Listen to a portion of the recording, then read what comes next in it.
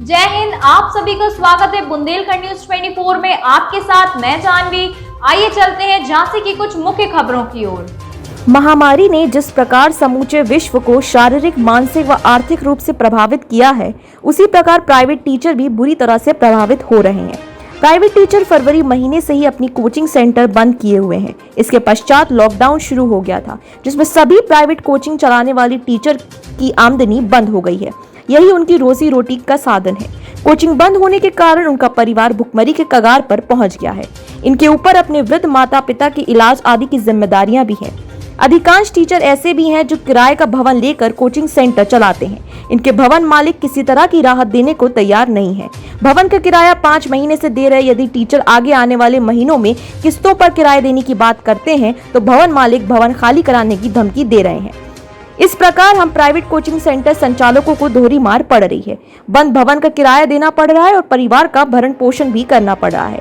Private coaching centre संचालक में उपस्थित रहे डॉक्टर फिरोज खान, केंद्रीय अध्यक्ष अरविंद कुमार झा, केंद्र महासचिव मनीष राजा, केंद्र उपाध्यक्ष राजेश शर्मा, केंद्र सह महासचिव मोहसिन खान, केंद्र सह महासचिव Prince sir, B K Gupta, Mukesh Raikwar, Rahul Dwivedi, Raj Gupta, Mahendra Sahu, Ravi Sahu, Raj sir, Hrithik Soni, Abhay Sharma, Brijen आदि उपस्थित रहे। झांसी से मनीष अली के साथ ब्रिजेश परिहार की रिपोर्ट। आज बुंदेलखंड प्राइवेट टीचर्स एसोसिएशन की तरफ से हम लोग जिला अधिकारी महोदय को ज्ञापन देने आए हैं, क्योंकि काफ़ी महीने हो गए हैं और कोचिंगें लगातार बंद चल रही हैं, जिससे जो प्राइवेट शिक्षक हैं वो काफ़ी परेशान हैं। और पिछले 2 साल से भी कोविड के कारण से सभी लोगों की आर्थिक स्थिति काफ़ी ख़राब हो चुकी है। इसी वजह से हम लोग चाहते हैं कि जिलाधिकारी महोदय, मुख्यमंत्री महोदय से हम लोगों की तरफ से आग्रह करें कि कोचिंगें कोविड गाइडलाइन का पालन करते हुए खोली जाएं, क्योंकि अगर इस तरीके से चलता रहेगा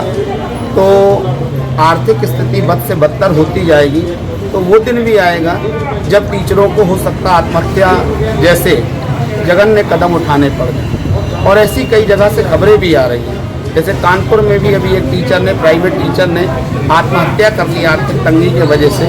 और कहीं ना कहीं लोगों में भारी आक्रोश भी है, निराशा भी है, और ऐसा लग रहा है कि शासन को अब ध्यान देना चाहिए, क्योंकि काफ़ी देर हो रही है, वरना कोई अप्रिय घटना हो जाएगी तो फिर हम सबके लिए वो दुखद है। सोनी और किस चीज़ का ज्ञापन देना है? आज हम लोग बुंदेलखंड प्राइवेट टीचर एसोसिएशन की तरफ से ये अवगत कराना चाहते हैं कि शिक्षकों का भी परिवार है, वो ही भुखमरी की कगार पर आ चुके हैं। तो सरकार प्रशासन को सोचना होगा, उस पर कदम उठाना होगा। अगर बात करें कंपटीशन एग्ज़ाम की, तो कंपटीशन एग्ज़ाम तो लगातार हो रहे हैं ना।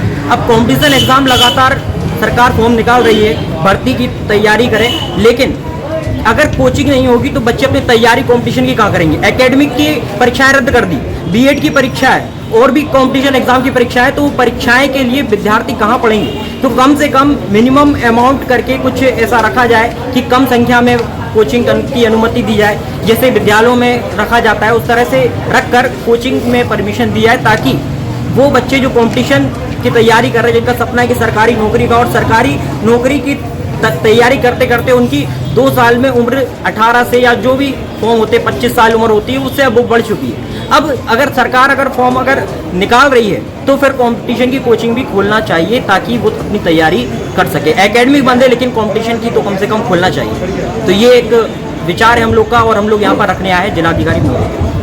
किस चीज़ का ज्ञापन देना है? हाँ, मैं हम लोग बुंदेलखंड प्राइवेट टीचर एसोसिएशन की ओर से आज हम लोग प्राइवेट टीचर एसोसिएशन की ओर से अपने प्राइवेट टीचर्स हमारे हैं, हम लोगों की कोचिंग 1-1.5 महीने से लगभग बंद है। अब से कोविड चल रहा है, पहले भी कोविड रहा, आज भी कोविड रहा। हम प्राइवेट टीचर एसोसिएशन के जो प्राइवेट शिक्षक हैं, उनकी स्थिति इतनी बेकार हो चुकी है कि हम लोग घर में खाने के लाले पड़ रहे हैं। हमारी ट्यूशन हम लोग अपना किराए का 2,500-3 हज़ार रुपये किराया रूम लेकर अपने को पढ़ाते हैं। किराया हम लोग को बराबर देना पड़ रहा है। जो किस्तों पर हम लोगों ने गाड़ियाँ उठाई, उसकी किस्त देना पड़ रही है। हम लोग घर में खाने के लाले पड़े हुए हैं। अब जब सारी चीज़ें, दारू की दुकानें खोली जा सकती हैं, व्यापारियों के लिए दुकान खोली जा सकती हैं, सभी के लिए, तो हम लोग तो शिक्षा का काम कर रहे हैं। हम लोग कौन सा बड़ा काम कर रहे हैं? हम शिक्षा को बांट रहे हैं। तो हमारी माननीय जिलाधिकारी महोदय से और माननीय उत्तर प्रदेश के मुखिया से ये विनम्र निवेदन है कि हम प्राइवेट शिक्षकों के लिए, हम प्राइवेट लोगों के लिए, हम शिक्षकों के लिए भी सोचें, और हमारी कोचिंग, हमारी ट्यूशन जो 4-4 बच्चे, 5-5 बच्चे बैठ के हम पढ़ा सकें, हमें अनुमति प्रदान की जाए। इस बात की हम आशा रखते हैं।